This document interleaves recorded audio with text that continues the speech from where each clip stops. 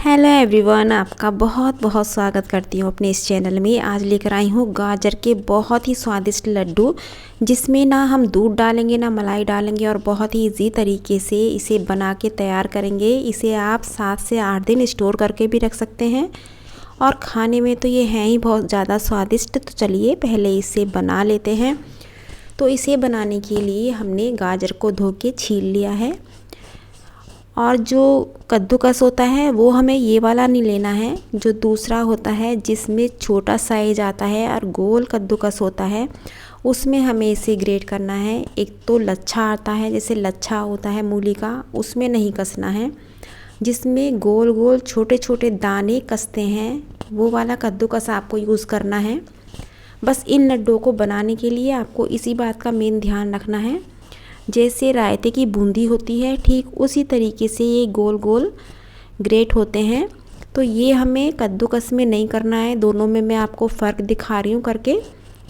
क्योंकि यदि लड्डू बनाओगे, ये वाला लच्छा जो है ये हलवा बनाने के लिए तो सही रहता है, लेकिन लड्डू बनाने के लिए ये बिल्कुल भी अच्छा नहीं रहेगा और ना ही लड्डू आपका अच्छा बनेगा। तो ये वाला हमें नहीं लेना है, जो ये मोटे वाला गोल आता है उस तरीके से हमें ग्रेट करना है।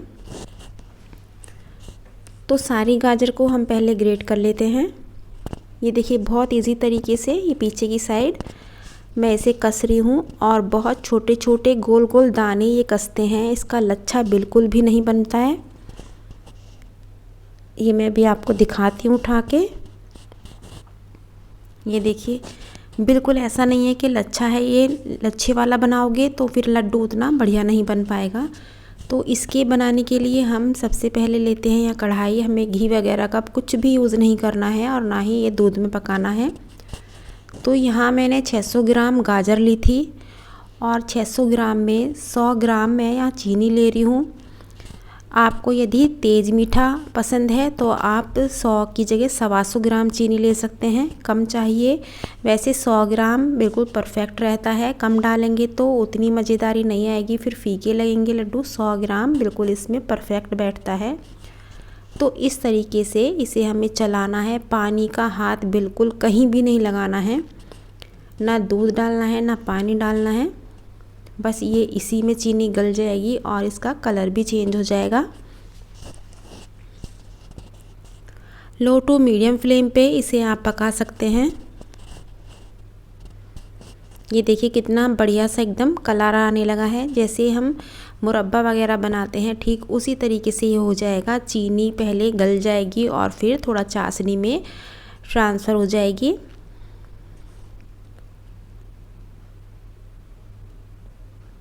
गाजर अच्छे से गल चुकी है, बस इसमें जो हल्का फुल्का पानी है चाशनी का वो हमें सुखाना है।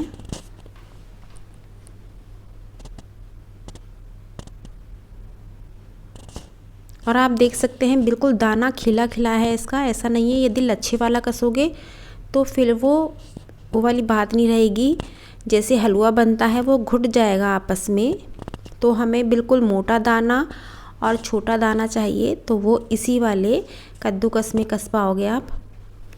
इसे कढ़ाई में थोड़ा हम फैला देते हैं और गैस इस टाइम ऑफ कर देते हैं, क्योंकि गाजर हमारी बिल्कुल तैयार हो चुकी है। बस इसे बिल्कुल ठंडा करना है और ठंडा करने के बाद किसी परात में ट्रांसफ़र कर लेते हैं।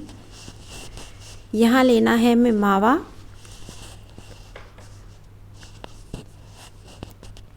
और मावे को हमें ग्रेट करना है। इसे आप किसी में भी ग्रेट कर सकते हैं, ऐसा नहीं है कि इसके लिए कोई स्पेशल कद्दूकस है, इसमें भी कर सकते हैं। हाथ से फोड़ के भी डाल सकते हैं मावे को। तो मैं इसमें फ़िलहाल कस रही हूँ।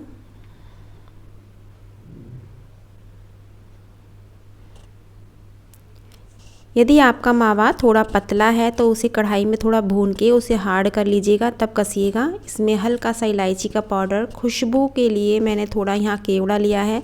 बहुत हल्का सा ही केवड़ा लेना है, इससे लड्डुओं में खुशबू बहुत अच्छी आती है और उसका फ्लेवर भी बहुत अच्छा लगता है लड्डुओं में।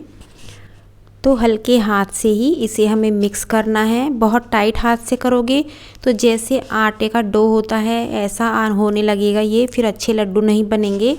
क्योंकि हल्के हाथ से मैं इसलिए बोल रही हूँ, मावे का दाना और गाजर का दाना हमारा क्लियर चमकना चाहिए। ऐसा नहीं है कि आपने टाइट हाथ से इसे गूथा तो मावा और गाजर एक हो गए, तो ऐसा नहीं करना है। इन डो में हल्के हाथ से हमें मिक्स करना है। और आप देख सकते हो बढ़िया से दोनों चीज़ हमारी अलग अलग चमक रही हैं। तो इस तरह का टेक्सचर हमें लड्डू के लिए चाहिए। हाथों पे हल्का सा देसी घी लगाऊंगी ताकि लड्डू आसानी से ये बंध सकें। तो जो भी आपको साइज़ छोटा बड़ा लड्डू का चाहिए उतने साइज़ के आप लड्डू बांध सकते हैं। और इसमें आप चाहो तो एक एक काजू भी लगा सकते हैं। काजू से और ज़्यादा स्वादिष्ट भी बनता है और देखने में भी सुंदर लगता है। तो इस तरीके से इसके हम सारे लड्डू बांध लेते हैं। ये देखिए बहुत इजी तरीके से बन गया है।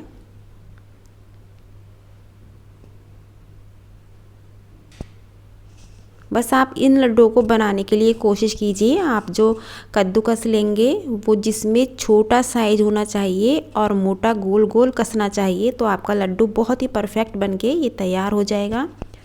तो इस तरीके से आप कितनी भी किलो की गाजर के लड्डू बनाइए, स्टोर करके रखिए, ये ख़राब नहीं होंगे आपके लड्डू।